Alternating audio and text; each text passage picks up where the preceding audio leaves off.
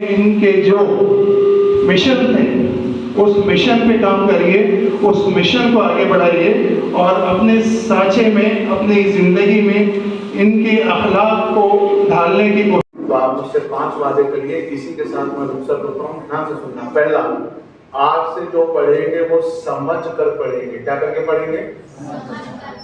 कैसा समझना है बच्चों? जब तक हम किसी को समझाने लायक ना हो जाए उस टॉपिक को छोड़ना नहीं है। जोर से बोलो, आज से जो पढ़ेंगे वो समझ कर पढ़ेंगे। पक्का? रट कर कुछ नहीं पढ़ेंगे। बोलो, रट कर, अरे जोर से बोलो, रट कर कुछ नहीं पढ़ेंगे। दूसरा, ध्यान से सुनना, हम अपनी वोकैबुलरी बढ़ाएंगे, यानी बहुत सारे अल्फाज और कॉन्वर्सेशन की तैयारी करेंगे। क्या करेंगे? बोलो, कॉन्वर्सेशन की तैयारी करेंगे। क्या करेंगे? और अपनी वोकैबुलरी बढ़ाएंगे। क्या बढ़ाएंगे? वोकैबुलरी बढ़ाएंगे। 3 लैंग्वेज में। कौन कौन सी? ध्यान से सुनना, इंग्लिश, उर्दू और मराठी। कौन कौन सी? इंग्लिश, उर्दू, इंग्लिश, उर्दू और मैं के आजाद वालों असरा फाउंडेशन से रिक्वेस्ट करता हूँ, इंग्लिश स्पीकिंग और मराठी कॉन्वर्सेशन की क्लासेस यहाँ लेनी चाहिए, क्योंकि हर कॉम्पिटिटिव एग्जाम महाराष्ट्र का वो किस लैंग्वेज में होता है? किस लैंग्वेज में होता है? और हमारी मराठी कितनी चांगली है, आपसे अलग कर लिया है ना? ऐसे ही ना। अब ध्यान से सुनना, तीसरी बहुत इंपॉर्टेंट बात, हम अपने वोकैबुलरी बढ़ाने के साथ साथ अपने घर में एक ऐसा एनवायरनमेंट पैदा करेंगे, ऐसी इंस्पिरेशन बनेंगे कि हमको देखकर हमारे भाई बहनों का भी पढ़ने का बहुत मन करे। वादा? अरे जोर से बोलो, वादा? अरे वादा? तो असरा फाउंडेशन की जानिब से आज ख्वाजा गरीब नवाज के उसके मौके पे मजमून नवीसी का प्रोग्राम रखा है। हम चाहेंगे ऐसा, मतलब ये प्लान कैसे दिमाग में आया, क्यों ऐसे प्रोग्राम होना चाहिए, हम बताइए इस बारे में। जैसा कि हम सभी जानते हैं कि हर बड़े बदलाव को एक इनकलाब की ज़रूरत होती है, और इनकलाब भी जाहिर सी बात है कि नौजवानों से आता है, बच्चों से आता है, और हमारा कल इस बात पर डिपेंड करता है कि हमारे आज में हम क्या कर रहे हैं। तो इसी बात को लेकर के असरा फाउंडेशन कुछ ऐसे इनोवेटिव्स वर्क करते रहती है, जहाँ पर मैं बच्चों के अंदर में एक उनकी जो क्रिएटिविटी है ये सब हम लोगों के सामने लेकर आए। तो ये नागपुर शहर में ये एक पहला ऐसा एक प्रोग्राम हुआ है जो कि मकतब और स्कूल के दोनों को मिला करके ये प्रोग्राम किया गया है, जिसके अंदर में हमने एक ऐसे कंपटीशन करवाया था। ये कोविड गाइडलाइंस की वजह से हमने ये ऐसे कंपटीशन इंडिविजुअली एक स्कूल से एक रिप्रेजेंटेटिव के ज़रिए से करवाया है, और उसके अंदर में हमने 23 स्कूल को अप्रोच किया, जिसके अंदर में 19 स्कूलों ने पार्टिसिपेट किया है। ये काफ़ी अच्छे हमें इसमें रिस्पांस मिला है, और जिसका टॉपिक था कि अफराद के हाथों में है अक़वाम की तकदीर। कि जाहिर सी बात है कि नौजवानों के अंदर में ये जज्बा तभी आएगा कि हम जब उनको अपने असलाफ़ों की तारीख़ बताएंगे।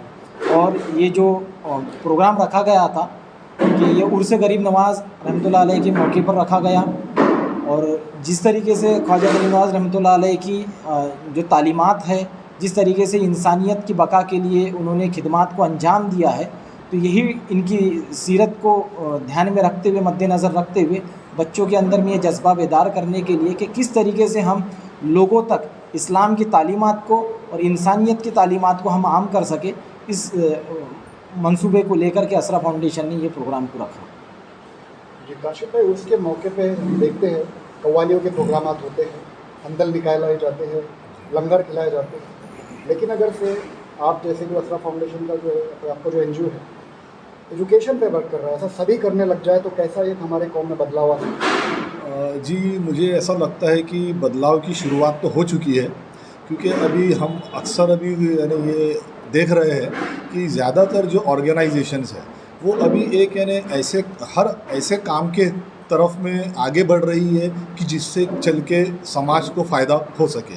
धीरे धीरे अभी ये काम स्टार्ट हुआ है, और इंशाल्लाह उम्मीद है कि आगे चल के और भी ऐसे प्रोग्राम होंगे और बदलाव होना शुरू होंगे। जैसा कि अभी यानी एक नींव रख चुके हैं और अशरफ फाउंडेशन का तो एक ये हमेशा से आज गालिबन 2014 से ये ऑर्गेनाइजेशन हॉस्पिटल के एक चैरिटेबल हॉस्पिटल की शक्ल में भी हॉस्पिटल ये ऑर्गेनाइजेशन काम कर रहा है। और 2010 से हम लोगों ने जब कैंप स्टार्ट किया था तो गालिबन जितने भी हमारे सरकार बाबत ताजुद्दीन औलिया रहमतुल्लाह अलैह का उर्स था, तब हमने एक बहुत बड़ा मेडिकल कैंप किया था। तो एक सोच, एक फ़िक्र काम की तरफ में धीरे धीरे आ रही है और इंशाल्लाह ये आगे वाले टाइम में ये चेंजेस होता रहेंगे। जैसे कि मजमून जो था ख्वाजा गरीब नवाज़ और इशाअत इस्लाम, तो बच्चों ने काफ़ी रिसर्च किया होगा ख्वाजा गरीब नवाज़ के बारे में, बुक्स पढ़ी होंगी, इंटरनेट पे सर्च किया होगा, तो आपको क्या बेनिफिट नज़र आते हैं प्रोग्राम में मजमून नवीसी के साथ? इसमें बेनिफिट तो ऐसा हुआ है कि पहले अभी ये 2-3 साल से जो एक सिचुएशन थी, ये अभी कैसी थी कि कोविड के वजह से सब लोग स्टूडेंट्स बच्चे सब अपने अपने घरों में एकदम आराम हो गए थे। एक तरीके से जो रिसर्च था, एक तरीके से जो यानी बच्चों को फिक्र थी, वो धीरे धीरे एक यानी कम हो रही थी। लेकिन ये टॉपिक आने से बच्चों ने इस पर रिसर्च किया, इसके ऊपर में एक पूरा ऐसे उन्होंने इसके लिए रिसर्च करके पूरा ऐसे उन्होंने मेहनत करके इसको पूरा इस काम को उन्होंने अंजाम दिया। और गालिबन करीब करीब 100 से ज़्यादा जो स्टूडेंट्स थे वो लोगों ने इस पर पार्टिसिपेट किया है। इसमें किन पॉइंट्स पे अशरफ फाउंडेशन आगे भी वर्क कर सकती है एजुकेशन के फील्ड में? ऑलरेडी अशरफ फाउंडेशन की 5 विंग 6 विंग हमारी यानी काम कर रही है। उसमें एक विंग हमारी एजुकेशन की है जिसमें 5 लोगों की टीम है और वो 5 लोगों के अंडर में गालिबन अभी तक 100 से ज़्यादा बच्चों ने आए हैं। और आने के बाद में 10th और 12th के बाद उन्होंने क्या काम करना चाहिए, क्या उन्होंने कौन सी फील्ड में जाना चाहिए, वो जो टीम है हमारी वो उनको गाइडेंस करती है कि आपको अपना करियर किस तरीके से आपको चुनना है। तो ये एक एजुकेशन की टीम है। एक टीम हमारी हॉस्पिटल की है जो हेल्थ सेक्टर संभालती है। उसमें हमारे डॉक्टर अजीज़ सोलंकी साहब, डॉक्टर अवैस हसन साहब, इनकी यानी देख रेख में एक चैरिटेबल हॉस्पिटल है जो 2014 से जो चल रहा है। वो टीम हमारी पूरा हेल्थ सेक्टर हमारा संभालती है। जिन लोगों के पास में पैसे होते नहीं है, जो यानी गरीब लोग हैं, उन लोगों को उसमें हम लोग हेल्प करते हैं। एक एजुकेशन की जो टीम है वो अलग हेल्प करती है और ये हेल्थ की जो एक टीम हेल्प करती है। और आने वाले यानी 1 या 2 महीने के अंदर हमारा एक 60 बेड का चैरिटेबल हॉस्पिटल वो भी आने वाला है। जगह भी फाइनल हो गई है और इंशाल्लाह 1 से 2 महीने में पेपर वर्क कंप्लीट होने के बाद में वहाँ पे काम स्टार्ट हो जाएगा। माशाल्लाह अशरफ फाउंडेशन की जो एजुकेशन विंग है ये काफ़ी एक्टिवली काम कर रही है। जिस तरीके से नागपुर शहर के अंदर में काम होना चाहिए, उन कामों की सख्त ज़रूरत है। तो अशरफ फाउंडेशन ने इन कामों को अंजाम देने के लिए, इन कामों को बेहतरी के लिए, लोगों की बेहतरी के लिए एजुकेशन विंग तैयार की है, जिसके अंदर में हमारे पास में एक्सपर्ट्स की टीम है। एक्सपर्ट्स की टीम ऐसी है कि जो आईटी सेक्टर में काम करते हैं, जो कुछ प्रोफेसर्स हैं, इन सब लोग मिलकर के इन्होंने एक स्ट्रक्चर तैयार किया है कि किस तरीके से बच्चों के साइकोलॉजी टेस्ट करके उनके आने वाले वक्त मुस्तकबिल संवारा जा सके। इसके लिए जब हमने साइकोलॉजी टेस्ट किया है तो उसके अंदर में हमें ये पाया गया है कि बच्चों को कुछ तो भी एक इनोवेटिव प्रोग्राम की ज़रूरत है, इनोवेटिव कुछ वर्क की ज़रूरत है, जिसकी वजह से बच्चों के अंदर में एक एंथुजियाज़म लेवल बढ़ा रहे। इसकी वजह से बच्चे पार्टिसिपेट करते हैं, उनके वालिदैन उनको सपोर्ट करते हैं और उनके जो टीचर्स होते हैं वो भी उनको सपोर्ट करते हैं।